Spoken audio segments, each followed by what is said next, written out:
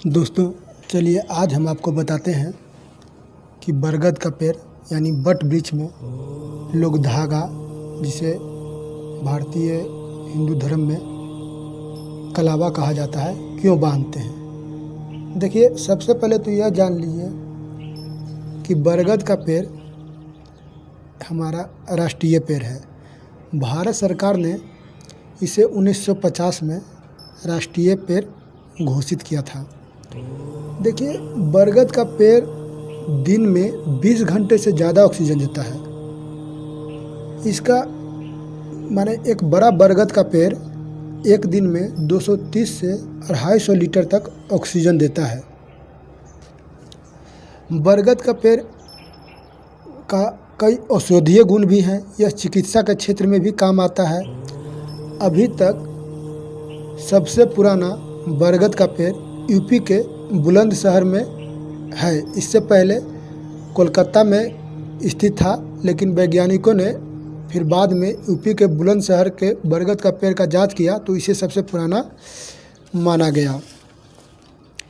बरगद के पेड़ में ब्रह्मा, विष्णु, महेश तीनों निवास करते हैं। बरगद की पेड़ की उम्र बहुत होती है, बताया ही कि इसकी उम्र बहुत ज़्यादा होती है, इसलिए इसे अक्षय वट भी कहा जाता है।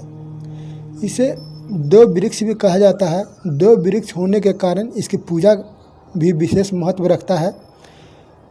हिंदू धर्म में स्त्रियां अखंड सौभाग्य के लिए वट वृक्ष की पूजा करती है। इसी वट वृक्ष के नीचे सावित्री ने अपने पति को पुनर्जीवित किया था। वट वृक्ष में जो कलावा बांधते हैं उसे हिंदू धर्म में रक्षा सूत्र भी कहा जाता है। कलावे का इस्तेमाल पूजा में भी किया जाता है।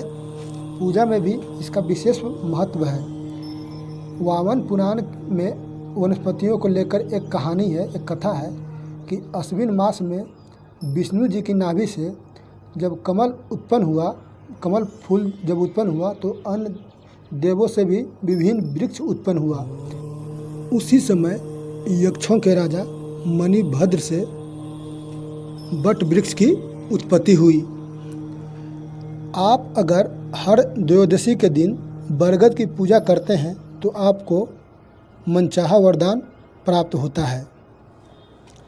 बरगद के पेड़ में देखिएगा, उसका तना जटा जैसा रहता है और भगवान शिव को भी जटाधारी कहा जाता है। तो भगवान शिव को यह पेड़ अत्यंत प्रिय है।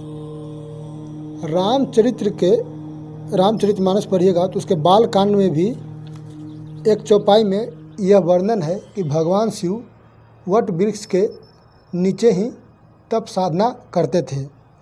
भगवान भोलेनाथ ने वट वृक्ष के नीचे ही माता पार्वती को रामचरितमानस सुनाई थी।